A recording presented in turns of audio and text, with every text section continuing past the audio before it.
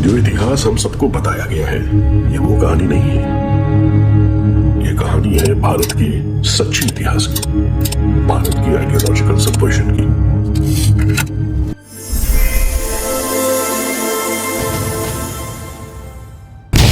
क्योंकि 15 अगस्त के बाद भारत की आजादी विश्व के दो ताकतवर एजेंसियों के बीच मजाक बनकर रह गई थी, यूएसए की सीआईए और रशिया की केजीबी।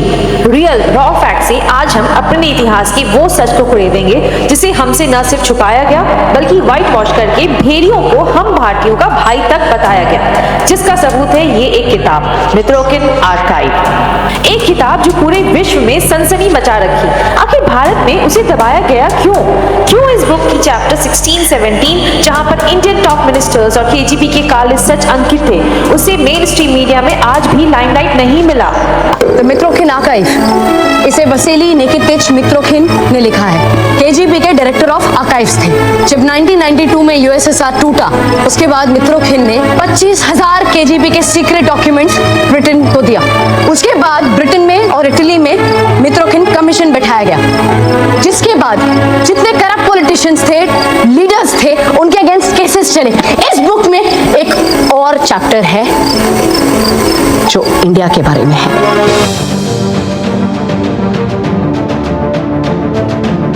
तो आज हम इसी चैप्टर की तह तक जाएंगे, क्योंकि it's better to know your history और be doomed to repeat it.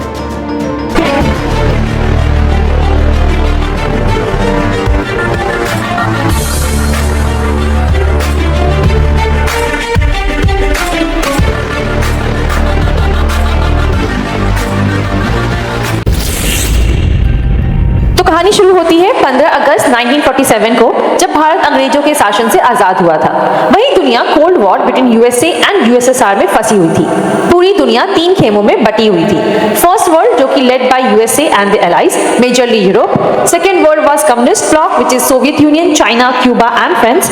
और ये तीसरा ब्लॉक था थर्ड वर्ल्ड का, जिसमें वो न्यूट्रल कंट्रीज आती थी जो capitalist led by USA and communist led by USSR दोनों के गुट में शामिल नहीं थी। और हमारा भारत इसी थर्ड वर्ल्ड गुट में शामिल था। लेकिन जब भारत न्यूट्रल था, तो क्या हमारे मर्जी के बगैर हमें सेल पे लगाया गया था by these super powers? Well no, ये इंटायरली ट्रू नहीं है। तो बात ऐसी थी कि कोल्ड वॉर वर्ल्ड वॉर 2 के खत्म होने के बाद शुरू हुई थी, from March 1947 till December 1989। As we already know, British empire दुनिया के 25% लैंड एंड पॉपुलेशन पे कंट्रोल करता था, और वर्ल्ड वॉर 2 के एंड में ब्रिटिशर्स से काफी देश आजाद हुए and was at the developing stage. अब बाकी दुनिया ऑलरेडी 2 गुटों में डिवाइडेड थी। सो ये newly independent developing countries USA और यूएसएसआर के रडार पे थी। लेकिन big size, huge population and democracy की वजह से इन कंट्रीज में हमारे भारत का वजन थोड़ा ज्यादा था।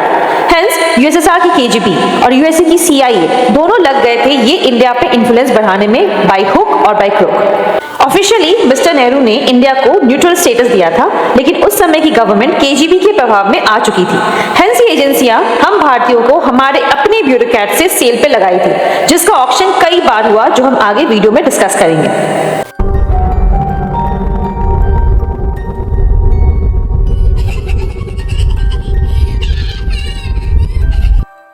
1947 से 1955 तक हम सीआईए और केजीबी की नजर में आए नहीं थे। यूएसएसआर के लीडर जोसेफ स्टालिन इंडिया में अपनी इन्फ्लुएंस फैलाने में इंटरेस्टेड नहीं थे। As per Stalin, who is not with us is against us. लेकिन आफ्टर स्टालिन्स डेथ, ये philosophy change to who is not against us is potentially with us. और बस यहीं से हमारे भारत पर चील की नजर पड़ चुकी थी। मोटिव यूएसएसआर की कम्युनिस्ट आइडियोलॉजी को भारत में प्रमोट करना टू काउंटर यूएसए। लेकिन 1955 में सोवियत लीडर्स के इंडिया विजिट से उनकी मोटिव इंडिया के रिलेटेड एक्सपैंड हो गई थी। नाउ सोवियत का इंटरेस्ट इंडिया में 3 रीजन से बढ़ गया था। पहला, counter USA. Second, reduce risk of nuclear war. Third, counter China Russia dependency. 1955 में यूएसएसआर इंडिया के बीच कई ऑफिशियल डील हुए। फॉर एग्जांपल, सोवियत ने एक मैसिव स्टील मिल मैन्युफैक्चरिंग इन भिलाई को फाइनेंस किया था।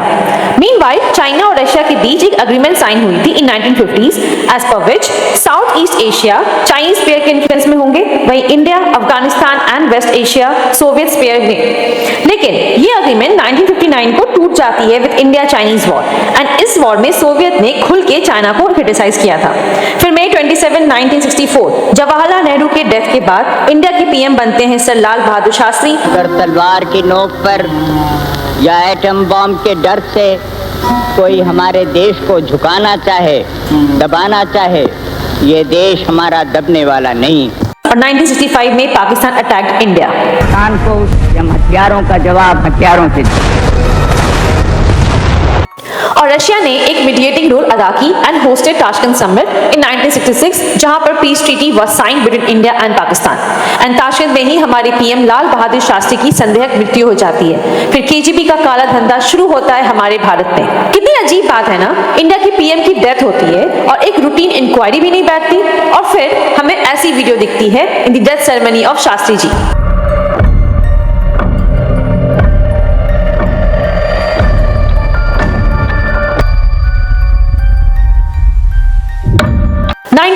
में इंदिरा गांधी, जिन्हें आप आयरन लेडी या गूंगी गुड़िया के नाम से भी जानते हैं, बनती है इंडिया की प्राइम मिनिस्टर। नाउ मेरा एक क्वेश्चन है, क्या लाल बहादुर शास्त्री का संदेहक स्थिति में मरना और मिसेस गांधी का पीएम बनना एक यूएसएसआर की रिजीम चेंज ऑपरेशन थी? मैं किसी कॉन्स्पिरेसी थ्योरी के तहत ये क्वेश्चन नहीं पूछ रही, रादर मिसेस गांधी के पीएम बनने के बाद जिस एक्सटेंट पे यूएसएसआर की इन्वॉल्वमेंट इंडिया में बढ़ी, इसलिए I am compelled to ask this question. USSR की इन्वॉल्वमेंट का प्रूफ चाहिए? अभी देती हूँ। एज पर यूएसए की सीआईए रिपोर्ट और यूएसएसआर के केजीबी के एक्स ऑफिसर की book Mitrokhin archive, KGB ने ह्यूज मनी पंप की थी इंडियन पॉलिटिक्स में। इट वाज अलेज्ड कि 20 million rupees was given to Mrs Gandhi in return of crucial informations, and to KGB surprise उन्होंने back तक return नहीं किया था। 1978 KGB was running 30 agents in India, out of which 10 Indian intelligence officers थे। 1975 Mrs Indira Gandhi के support में USSR ने 10.6 million roubles खर्च किए थे। इमरजेंसी डिक्लेयर करने में भी यूएसएसआर का फुल सपोर्ट था। 1973 केजीबी ने 10 इंडियन न्यूज़पेपर्स को अपने पेरोल पे ले लिया था, and they planted 3789 articles favouring USSR. 1971 elections में 9 मिनिस्टर्स केजीबी के एजेंट्स थे। ये मनी दिल्ली के रोड पे कार के विंडो से ट्रांसफर किए जाते थे। वहीं दूसरी तरफ टॉप डिप्लोमैट्स को सेड्यूस किया जा रहा था by female KGB agents called sparrows. 1972 में KGB had over 10 Indian newspapers जो केजीबी के पेरोल पे थे। मित्रों आर्काइव बुक के बेसिस पे कई कंट्रीज ने स्पेशल कमिटीज फॉर्म की to investigate the claim which prove to be right, but हमारे भारत में कोई कमिटी फॉर्म नहीं हुई। पब्लिशिंग हाउस बिक चुकी थी रशिया के केजीबी के हाथों। भारत की उस समय की most prominent people's publishing house under huge loan थी ऑफ केजीबी। सिर्फ सोवियत यूनियन के पॉजिटिव एड्स के लिए मॉस्को ने उस समय $60,000 खर्च किए थे। हमारी एजेंसी आईबी ने क्लेम किया था कि केजीबी बंगाल और मद्रास में डीप पेनिट्रेट कर चुकी है। 1984 में CPI, communist party of India, aided Moscow's media infiltration program. They took huge money in return of publishing Soviet propaganda. As per USA's CIA, Press Trust of India (PTI), India's major news source agency, was major part of the Soviet propaganda. हमारे bureaucrats, ministers कितना कुछ कर रहे थे ना Soviet के लिए। पैसे के बजाय पता है उन्हें और क्या मिला था? उपाधि, पॉलिटिकल प्रोस्टिट्यूट्स, इडियट्स की। यकीन नहीं आ रहा? Let's watch a video by ex-KGB officer. ये वीडियो और सारे सोर्सेज की लिंक मैंने डिस्क्रिप्शन बॉक्स में डाल दी है, please have a look. Yuri Bezmenov, ex KGB agent, worked in India from 1963 to 1969 during Indira Gandhi tenure. उन्होंने काफी कुछ KGB intentions with India reveal किए। वो केजीबी से रिटायर करके इंडिया में पॉलिटिकल असाइलम लेना चाहते थे, लेकिन तभी इंदिरा गांधी ने policy lie not in favour of that. Let's hear it. A great friend Indira Gandhi pushed a law through parliament which says, and I quote, "No defector from any country has the right of political asylum in any embassy on the territory of Indian Republic," which is a masterpiece of hypocrisy. No other defector but the Soviet one needs a political asylum. इसी वीडियो में Yuri ने reveal किया what Soviet Union was thinking of Indians just as use and throw. उन्होंने एक set of protocol भी reveal किया जिससे इंडियंस को सोवियत अपने काम में इस्तेमाल करते थे। He also explained how KGB used to spot people who can be their slaves, और जब इन स्लेव्स का काम हो जाता था दे वर किल्ड। और सबसे सनसनी खुलासा उन्होंने ईस्ट पाकिस्तान का बांग्लादेश में कन्वर्ट होने के बारे में बताया कि how it was a grand plan of Soviet union and India was a mute puppet in that game. Let's watch. Is that what we were bringing to India was a new type of colonialism, 1,000 times more oppressive and exploitative than any colonialism or imperialism in history of mankind.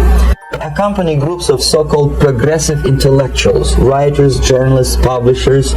They pretended that they are actually being guests, VIP intellectuals, that they For us, they were just a bunch of political prostitutes to be taken advantage for various propaganda operations. Special attention to number of bottles on the table. This is one of the ways to kill the awareness or curiosity of foreign journalists. I had to take them to the VIP lounge and toast to friendship and understanding between the nations of the world. Glass of vodka, then a second glass of vodka. And in no time, my guests would be feeling very happy. They would see everything in kind of pink, nice color. And that's the way I had to keep them permanently for the next 15 or 20 days. At a certain point in time, I had to withdraw alcohol from them so that some of them who are the most recruitable would feel a little bit shaky, guilty, trying to remember what they were talking last night. That's the time to approach them with all kind of nonsense such as joint communique or statement for Soviet propaganda. Was not drinking at all. I had ways to get rid of alcohol through various techniques, including special pills. This is the first stage of befriending a professor. The next stage would be to invite him to a gathering of Indo-Soviet Friendship Society. He was made to believe that he is invited to USSR because he is a talented, sober-thinking intellectual.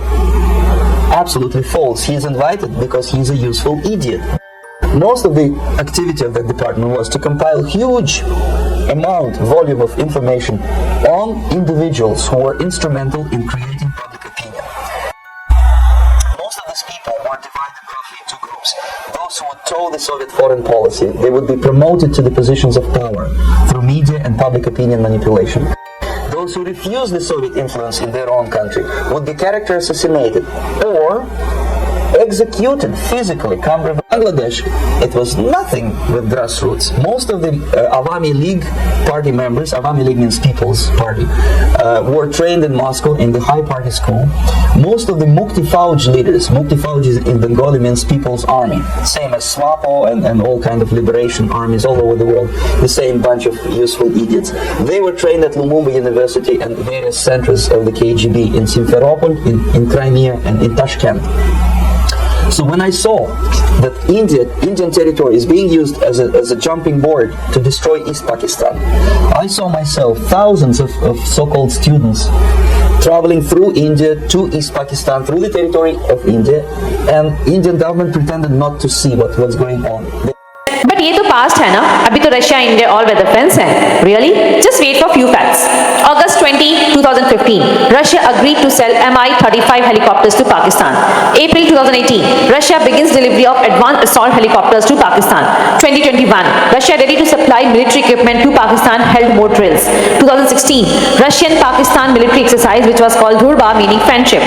2020, Russia's forces arrived in Pakistan. 2016, 17, 18, 19, 20 and 21, Russia and Pakistan held joint military drill.